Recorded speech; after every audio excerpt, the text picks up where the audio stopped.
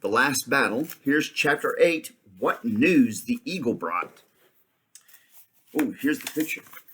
You see the picture? There's the donkey wearing the lion outfit. There are the kids and the king, and there's the eagle. In the shadow of the trees on the far side of the clearing, something was moving. It was gliding very slowly northward. At first glance, you might have mistaken it for smoke, for it was gray and you could see things through it. But the deathly smell was not the smell of smoke. Also, this thing kept its shape instead of billowing and curling as smoke would have done. It was roughly the shape of a man, but it had the head of a bird, some bird of prey with a cruel curved beak. It had 4 arms, which it held high over its head, stretching them out northward as if it wanted to snatch all Narnia in its grip, and its fingers, all 20 of them, were curved like its beak and had long, pointed, bird-like claws instead of nails. It floated on the grass instead of walking, and the grass seemed to wither beneath it. Ooh. After one look at it, Puzzle gave a screaming bray and darted into the tower, and Jill, who was no coward, as you know, hid her face in her hands to shut out the sight of it. The others watched it for perhaps a minute until it streamed away into the thicker trees on their right and disappeared. Then the sun came out again, and the birds once more began to sing. Everyone started breathing properly again and moved. They had all been still as statues while it was in sight. "What was it?" said Eustace in a whisper. "I have seen it once before," said Tyrion, "but that time it was carved in stone and overlaid with gold and had solid diamonds for eyes. It was when I was older than thou, and had gone as a guest to the Tisrock's court in Tashbaan. He took me into the great temple of Tash. There I saw it, carved above the altar." "Then that thing was Tash," said Eustace. But instead of answering him, Tyrion slipped his arm behind Jill's shoulder and said, "How is it with you, lady?" "All right," said Jill, taking her hands away from her pale face and trying to smile. I'm all right, if it only made me feel a little sick for a moment." "It seems then," said the unicorn, "that there is a real Tash after all." "Yes," said the dwarf, "and this fool of an ape who didn't believe in Tash will get more than he bargained for. He called for Tash. Tash has come." "Where has the thing gone to?" said Jill. "North into the heart of Narnia," said Tyrion.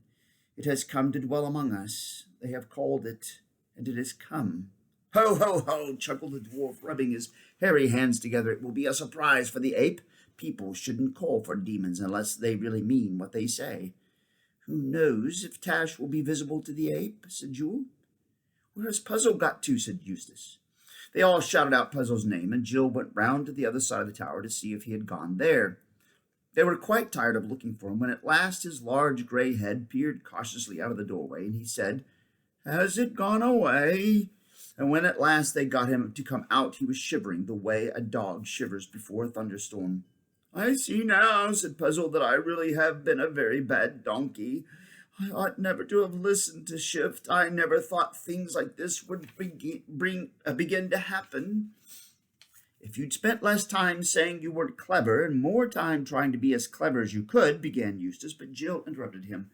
"Oh, leave poor old Puzzle alone," she said. "It was all a mistake, wasn't it, Puzzle dear?" And she kissed him on the nose. Though rather shaken by what they had seen, the whole party now sat down again and went on with their talk. Jewel had little to tell them. While he was a prisoner, he had spent nearly all his time tied up at the back of the stable and had, of course, heard none of the enemy's plans. He had been kicked. He'd done some kicking back, too, and beaten and threatened with death unless he would say that he believed it was Aslan who was brought out and shown to them by firelight every night. In fact, he was going to be executed this very morning if he had not been rescued. He didn't know what had happened to the lamb. The question they had to decide was whether they would go to Stable Hill again that night, show Puzzle to the Narnians, and try to make them see how they had been tricked, or whether they should steal away eastward to meet the help with Runwit the centaur, which Runwit the centaur was bringing up from Cair Paravel to return against the ape and his Calormans in force. Tyrion would very much like to have followed the first plan. He hated the idea of leaving the ape to bully his people one moment longer than need be. On the other hand, the way the dwarfs had behaved last night was a warning, Apparently one couldn't be sure how people would take it, even if he showed them puzzle. And there were the Calaman soldiers to be reckoned with.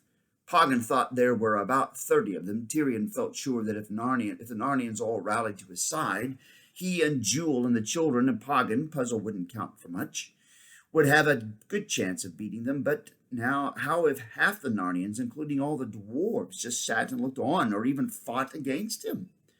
The risk was too great, and there was, too, the cloudy shape of Tash. What might it do? And then, as Poggin pointed out, there was no harm in leaving the ape to deal with his own difficulties for a day or two. He would have no puzzle to bring out and show now. It wasn't easy to see what story he or Ginger would make up to explain that. If the beasts asked night after night to see Aslan, I know Aslan was brought out, surely even the simplest of them would get suspicious. In the end, they all agreed that the best thing was to go off and try to meet Runewit. As soon as they decided this, it was wonderful how much more cheerful everyone became. I don't honestly think that this was because any of them was afraid of a fight, except perhaps Jill and Eustace. But I dare say that each of them, deep down inside, was very glad not to go any nearer, or not yet, to that horrible bird-headed thing, which, visible or invisible, was now probably haunting Stable Hill. Anyway, one always feels better when one has made up one's mind. Tyrion said they had better remove their disguises, as they didn't want to be mistaken for Calamans and perhaps attacked by any loyal Narnians they might meet. The dwarf made up a horrible-looking mess of ashes from the hearth and grease out of the jar of grease, which was kept for rubbing on swords and spearheads. Then they took off their Calaman armor and went down to the stream. The nasty mixture made a lather just like soft soap, but it was a pleasant, homely sight to see Tyrion and the two children kneeling beside the water and scrubbing the backs of their necks or puffing and blowing as they splashed the lather off. Then they went back to the tower with red, shiny faces, looking like people who have been given an extra specially good wash before a party. They rearmed themselves in true Narnian style with straight swords and three-cornered shields. Body of me, said Tyrion, that is better. I feel a true man again. Puzzle begged very hard to have the lion skin taken off him. He said it was too hot, and the way it was rucked up on his back was uncomfortable. Also, it had made him look so silly, but they told him he would have to wear it a bit longer, for they still wanted to show him in that get-up to the other beasts, even though they were now going to meet Runewit first. What was left of the pigeon meat and the rabbit meat was not worth bringing away, but they took some biscuits. Then Tyrion locked the door of the tower, and that was the end of their stay there. It was a little after 2 in the afternoon when they set out, and it was the first really warm day of that spring. The young leaves seemed to be much further out than yesterday. The snowdrops were over, but they saw several primroses. The sunlight slanted through the trees, birds sang, and always, though usually out of sight, there was the noise of running water. It was hard to think of horrible things like Tash. The children felt, this is really Narnia at last. Even Tyrion's heart grew lighter as he walked ahead of them, humming an old Narnian marching song which had the refrain, Ho, rumble, rumble, rumble, rumble, rumble, drum belabored. After the king came Eustace and Poggin and the dwarf. Poggin was telling Eustace the names of all the Narnian trees, birds, and plants which he didn't know already. Sometimes Eustace would tell him about English ones. After them came Puzzle, and after him Jill and Jewel, walking very close together. Jill had, as you might say, quite fallen in love with the unicorn. She thought, and she wasn't far wrong, that he was the shiningest, delicatest, most graceful animal she had ever met, and he was so gentle and soft of speech that if you hadn't known, you would hardly have believed how fierce and terrible he could be in battle. Oh, this is nice, said Jill, just walking along like this. I wish there could be more of this sort of adventure. It's a pity there's always so much happening in Narnia. But the unicorn explained to her that she was quite mistaken. He said that the sons and daughters of Adam and Eve were brought out of their own strange world into Narnia only at times when Narnia was stirred and upset. But she mustn't think it was always like that. In between their visits there were hundreds and thousands of years when peaceful king followed peaceful king till you could hardly remember their names or count their numbers, and there was really hardly anything to put into the history books.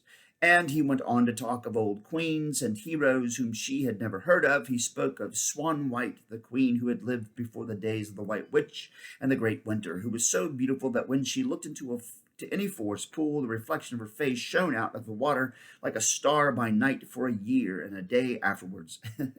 He spoke of Moonwood, the hare.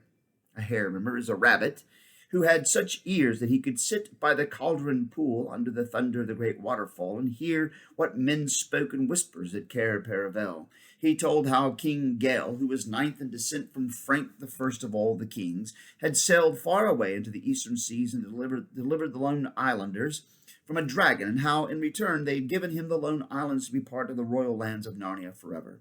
He talked of whole centuries in which all Narnia was so happy that notable dances and feasts, or at most tournaments, were the only thing that could be remembered, and every day and week had been better than the last. And as he went on, the picture of all those happy years, all the thousands of them, piled up in Jill's mind, till it was rather like looking down from a high hill onto a rich, lovely plain full of wood and waters and cornfields, which spread away and away till it got thin and misty from the distance. And she said, "Oh, I do hope we can soon settle the ape and get back to those good ordinary times, and then I hope they'll go on forever and ever and ever.